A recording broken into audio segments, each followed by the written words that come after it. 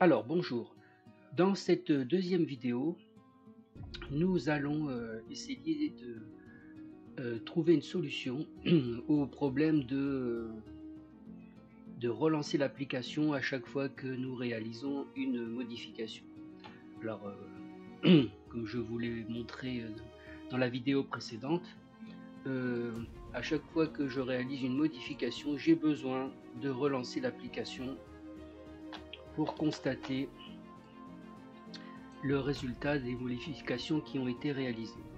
Alors, il serait vraiment plus pratique de pouvoir réaliser des modifications et qu'elles soient immédiatement actualisées sur l'interface. Alors, tout ceci est possible. Il nous faut importer une bibliothèque qui s'appelle Kaki. Donc, comme pour l'installation de Kivy, nous allons utiliser pip et nous allons donc installer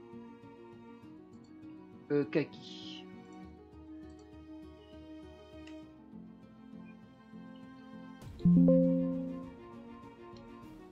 Voilà, je fais un petit clear.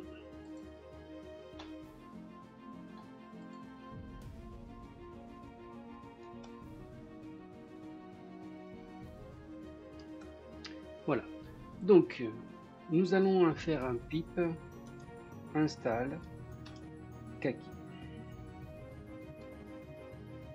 Alors c'est une bibliothèque qui va nous permettre de réaliser cette opération. Donc, alors moi tout est déjà installé, donc je vous ai montré l'installation.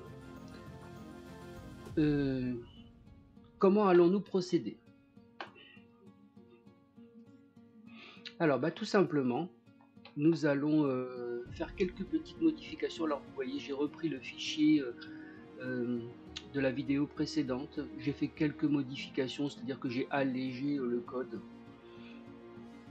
mais je n'ai rien modifié de significatif au niveau du fichier main.py. Alors nous allons créer un dossier que nous allons appeler src pour source. Nous allons envoyer dans ce dossier nos deux fichiers application.kivy et main.py pour un petit peu structurer notre application. Et nous allons créer à la racine de notre projet un fichier que l'on va appeler tout simplement autoreloader.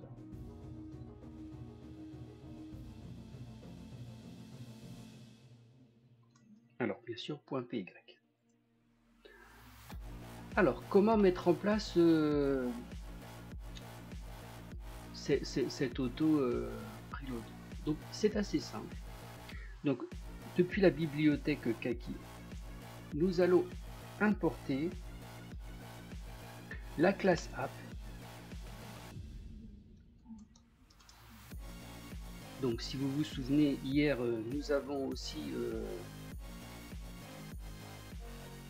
importé la classe app du module Kivy app.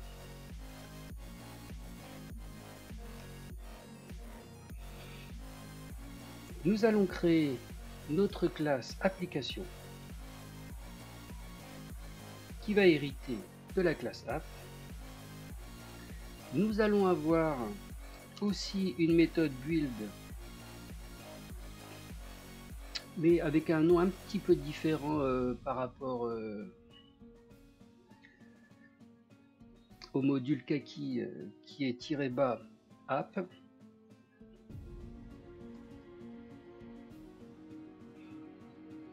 Voilà, et nous allons voir ce que nous allons renvoyer. Alors, nous allons, depuis Kivy, importer une classe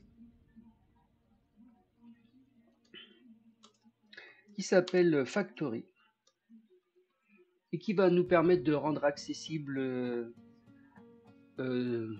depuis un peu partout dans notre projet notre classe que nous allons lancer liée à notre application. Alors, une fois qu'on a réalisé ces petites lignes de code, il nous faut maintenant mettre en place notre auto-reload. Alors pour ça, nous allons devoir indiquer où se trouvent les fichiers KV. Alors pour ça, c'est assez simple. Nous allons avoir besoin d'un module. Le module OS. Et nous allons tout simplement lui indiquer, on va ajouter en fait des chemins aux pattes de notre système pour que ces fichiers soient accessibles de n'importe où dans notre projet. Donc pour ça, on va dire que nous allons joindre bien tout d'abord le dossier courant. Donc pour ça, nous allons demander d'avoir accès au dossier courant. Et puis, nous allons indiquer le fichier notre fichier Kivy. Nous n'avons qu'un seul fichier Kivy ici que l'on va utiliser, qui s'appelle application.kv. Alors vous voyez que j'ai renseigné le chemin depuis le répertoire d'origine. Alors une fois que nous avons réalisé cette ligne de code, nous allons maintenant renseigner les classes que nous allons utiliser. Alors là, c'est un dictionnaire où nous allons indiquer la classe que nous allons utiliser. Alors pour ça, je vais vous montrer quelques petites modifications que nous allons apporter à notre fichier main.y. Donc si vous regardez là ici, je vais vous montrer les petites choses que nous allons couper. Alors on pourra ensuite éliminer ces lignes qui ne nous servent pas. Donc cette partie du code va être coupée, ainsi que celle-ci. Et toute cette partie du code ne nous sera pas non plus utile. Donc vous voyez qu'il ne nous reste que l'import de notre classe label et puis la création de notre classe titre. Et donc c'est cette classe qu'il faut rendre accessible. Donc j'enregistre, je fais un CTRL S, et donc ici je vais tout simplement indiquer ma classe, le nom de ma classe, titre, comme clé, et comme valeur, eh bien ce sera tout simplement le chemin du même type que celui qu'on utilise dans le from import, qui me donne accès à ma classe. Donc ici c'est src.main.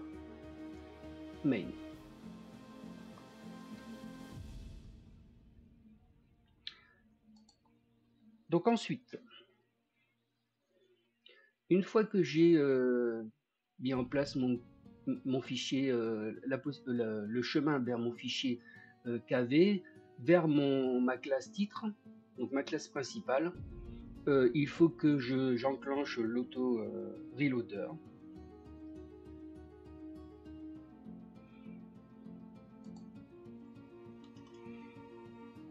Et que je lui indique tout simplement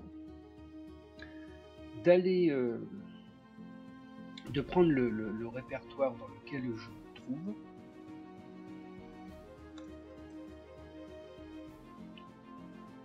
et de mettre en place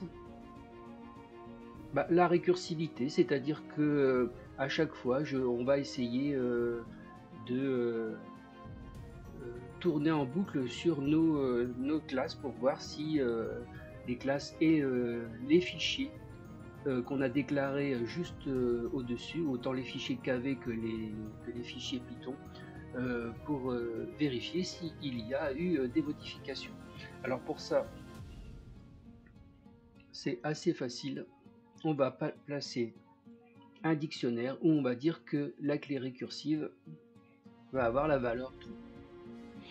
Alors bien sûr, tout ça ne va pas s'enclencher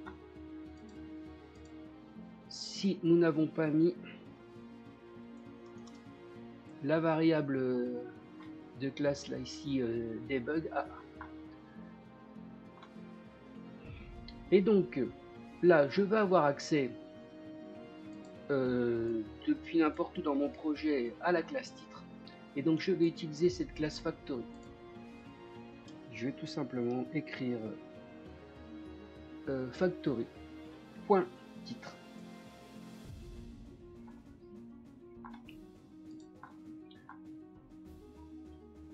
Ce qui va me permettre d'avoir accès à ma classe titre.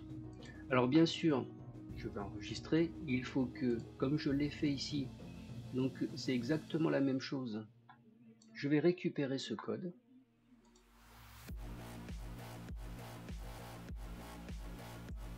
Parce qu'il faut que je puisse instancier ma classe application. Il y a des petites choses que je dois récupérer qui me seront utiles. C'est toute cette partie qui configurait mon interface, ma fenêtre. Donc là, je ne change rien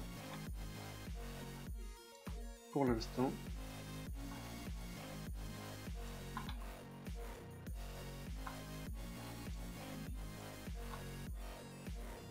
Donc tout ceci, je n'ai plus besoin de le conserver. Cette ligne, j'en ai besoin.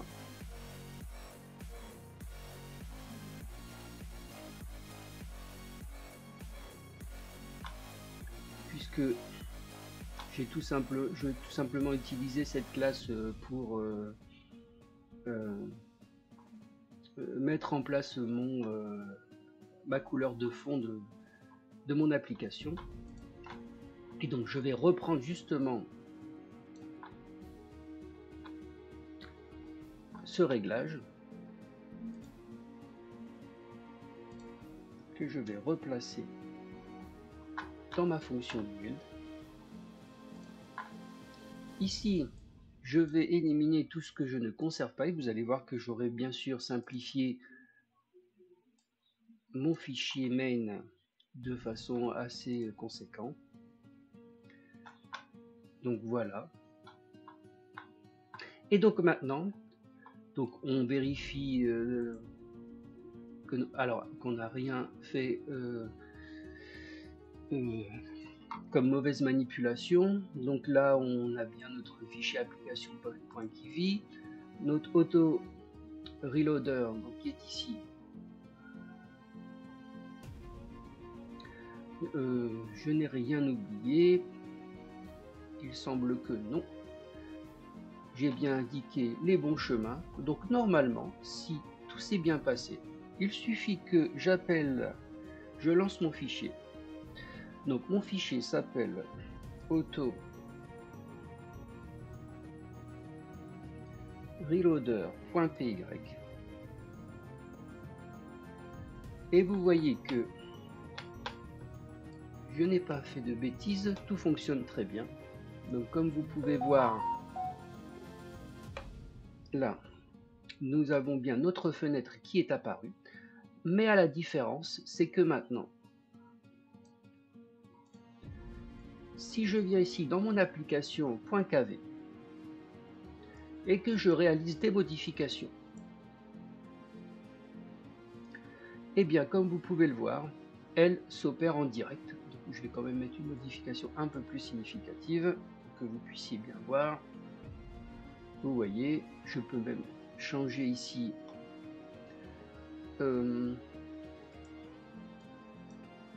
la couleur